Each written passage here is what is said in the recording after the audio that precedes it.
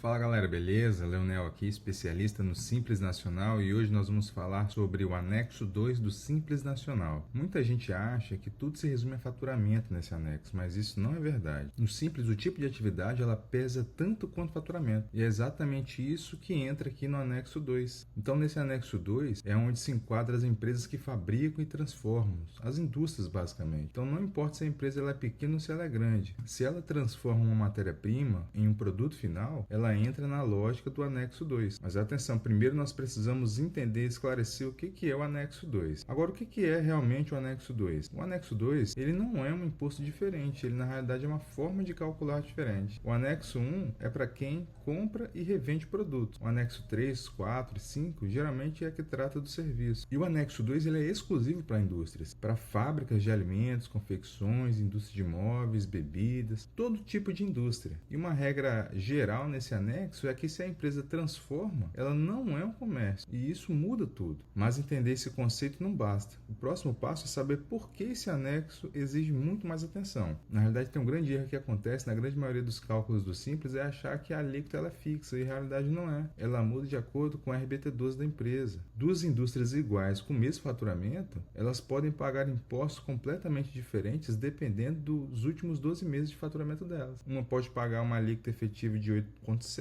e outra pode pagar de 10,9. Então, para entender e ficar claro realmente isso, vamos ver na prática o cálculo. Então, como funciona esse cálculo? O Simples Nacional, a tabela é como se fosse uma escada. Ela vai aumentando de acordo com o faturamento da empresa. E o anexo 2, ele possui 6 faixas, que vai de 4,5% até 30%. E dentro dessas faixas, existem os detalhes a respeito da faixa de faturamento, parcela a deduzir, alíquota nominal. E para entender a alíquota efetiva, a gente precisa fazer esse cálculo RBT12 vezes a alíquota nominal menos a parcela a deduzir dividido pelo RBT12. Parece complexo, mas vamos ver nos números. Olha só, imagina uma indústria que fatura 300 mil por ano, RBT12, faturamento dos últimos 12 meses, e que no respectivo mês ela faturou 30 mil. Então, com esse faturamento, ela está na segunda faixa. A alíquota nominal é de 7,8% e a parcela a deduzir é de 5.940. Então, jogando no cálculo aqui, 300 mil vezes a alíquota nominal menos a parcela a deduzir vai dar 17.460. Então, 17.460 dividido por 300 mil vai dar a alíquota efetiva de 5,82. Então percebe que a empresa ela vai pagar essa alíquota efetiva em cima do faturamento. E dentro desta alíquota efetiva existe a repartição. E no caso do anexo 2, existe aqui a parcela do IPI. Então, quando a empresa paga o DAS, ela está repartindo vários impostos dentro daquela única guia. Então, isso não significa que existem vários recolhimentos separados. Na realidade, tudo é recolhido dentro do DAS. Apenas na faixa 6, a composição ela muda porque aumenta o peso do IPI, do PIS e da COFINS, e o ICMS deixa de aparecer nessa faixa. E ele acaba pagando esse ICMS em guia separada.